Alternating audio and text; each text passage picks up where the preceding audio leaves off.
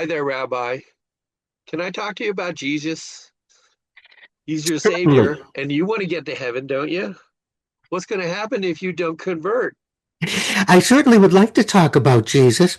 He was born a Jew and he died a Jew. And many people lose sight of the fact that on the cross, he was reciting the Vidui, the final Jewish confession. And I'm always amazed when people talk about this or won't let me talk about it or ask me, am I really Jewish? As if talking about Jesus is verboten. Hey, if Jesus came back to earth, he would go to my temple to pray and he'd read from the Torah because that's what he did when he was alive. He wouldn't know anything about all the cathedrals and all the incense and all the other stuff going on. So I have no problem talking about Jesus.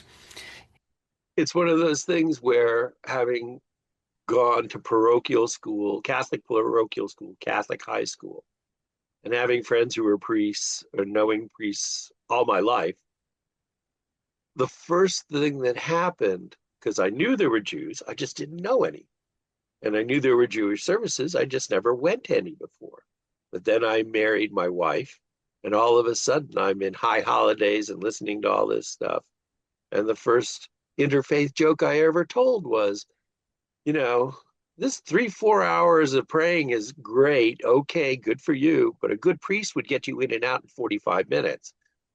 Um, but we all have our perspectives on the divine, as you like to use the term. And how do we reconcile all these? You know, the greatest compliment I received in my 40 years as a chaplain with the VA was to have patients, this happened many times, come to me and say, I never would have believed a rabbi could have brought me back to the Christ. And I don't accept Jesus as the Christ, but as a chaplain, I can teach and I can help people on their path where they want to go without condemning me or without accusing me, without anything. And the saddest moments I've had at the VA, and this happened on many occasions, was having a family in my office actually crying and saying to me, you're such a good chaplain. You helped my father, mother, sister, cousin come back and you helped them, and you're going to hell because you don't accept Jesus as the Christ. And they cried.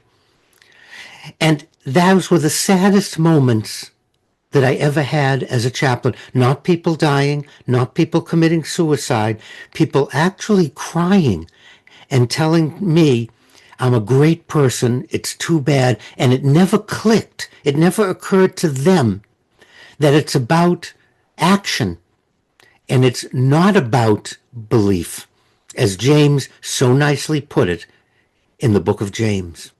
I don't know whether I was a very logical child or whether or not I did not subject myself to the observations of the priests and nuns that I was being taught. But I always had all these questions. You're talking about paperwork. And if you fill out the right paperwork, you go to heaven. And if you don't fill out the right paperwork, you don't go to heaven. And that doesn't seem right to me. It never did. But how do we convince people, or should we try and convince people, is the better term, for that their beliefs are not necessarily correct? No, no, it's not. I don't want to convince anyone. That's why I'm so proud that my patients complimented me on bringing them back to the Christ. No, no, I don't want to convince anyone that they're right or wrong. What I want is everyone to look and say, your path is okay. You don't have to have my religion. You don't have to have my beliefs.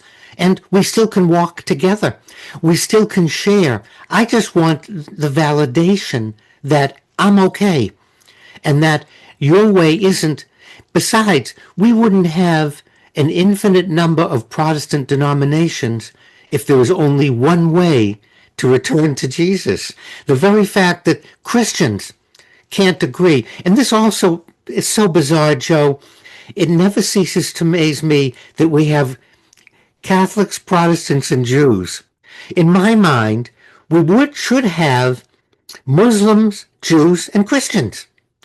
Why aren't Catholics considered Christian. I understand the paperwork stuff, but I don't understand it.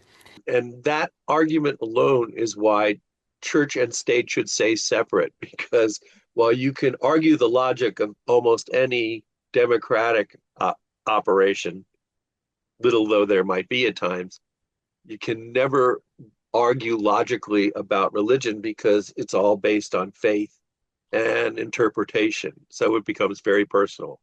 Well, I know what I believe in, Rabbi. I believe in you. And as always, thanks for your wisdom. And for everyone watching and listening, I don't want to argue. I'm not saying you're wrong. I'm not saying you're right.